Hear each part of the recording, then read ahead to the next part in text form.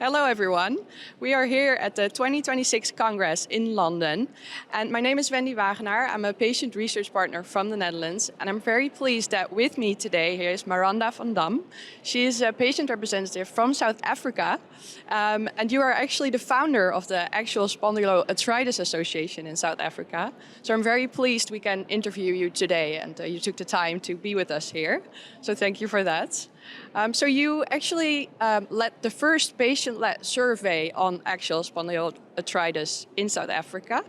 Can you maybe explain a bit more what you measured and how this survey was designed? Yes, Wendy, thank you for having us. And the survey was, we actually call it the NFAS, that's the acronym. And the reason why we designed the survey is because we listened to years and years of patients talking about the delay in diagnosis, the cost and burden, being misunderstood by doctors, but we actually didn't have any evidence. And through our connection with EULAR and being qualified as a patient research partner, we then realized that we can actually grab this evidence. We then continued to design the survey. We designed the survey really by looking at some of the PARE groups to see where we would start. The survey had 107 questions, and it basically covered all the areas: demographics, emotional burden of patients, the journey in their diagnosis, and also the cost of diagnosis. And we realized what we saw wasn't a clinical gap. It was actually a systematic failure. I think it's great work that you did, and I'm very impressed by it, actually. Can you maybe tell us a bit about the outcomes of the survey? What were the main outcomes? What surprised us most was that the delay in diagnosis for our patients, we're looking at 10.8 years for our patients. And if you are a wealthy South African, which is 4% of the population, you've got a 5 times more chance of getting diagnosed in the first 2 years. If you're not, you are then going to walk the 10-year delay in diagnosis, which is quite shocking, Yeah, right? it's very shocking. And the second thing that we realized is that 78% of our patients pay out of pocket for their disease, even if they have private insurance. And this is because our disease, axial spondyloarthritis, is not actually covered under this umbrella that actually funds the disease. So this will be the key for us to give access to patients. And although we had 155 responses, which was wonderful, we then realized this only represents 4% of our patients. We missed the public sector altogether.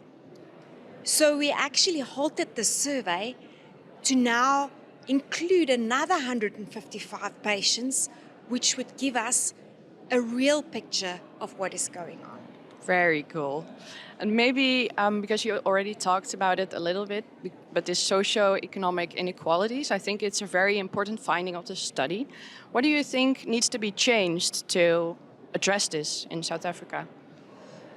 Well, I think the most important thing is for us to get this key to unlock the set of benefits for our patients that have been excluded. And if you can imagine, rheumatoid arthritis is included. Juveniles are included, but if you become an adult, you're excluded. How bizarre is that? So we need to unlock the key, and our plan on unlocking this key is now by completing the survey, including both sectors, meaning lower income and higher income, designing a policy document, and then taking this document to the policymakers that will hopefully take the key and turn it for us. It's so cool. I hope you succeed with this because it's amazing work that you're doing. Thank you. Maybe for other countries that are facing similar issues, do you have, and maybe they also want to do a survey like this, do you have any advice for them? Absolutely. You know, when I became part of the EULAR family, I never realized that patients could participate in research. And it was through EULAR and the PRP qualification that I got that empowered me to realize that anybody could do research. So if you're in a lower income country and this is something you want to do, our model can be replicated, and we are happy to share it because the work has already been done. Obviously, you can just customize it for your country. And it is important for us to have data in Africa because at the moment, the only data we have of our diseases is across Europe and the rest of the world, which means we actually have no voice yet. So this is a critical thing for us to get going. Yeah, I think it's a wonderful example of the empowerment within EULAR. I think you did such a great job, and I'm very happy that you took the time as well to answer our questions today. So thank you very much for being here, and I wish you all the best of luck with all the plans you have in South Africa. I'm sure you will do great, but the best of luck. Thanks, Wendy, for having us. Thank you. And thank you, of course, also for everyone who's been watching. I hope you have a great rest of the Congress. Thank you.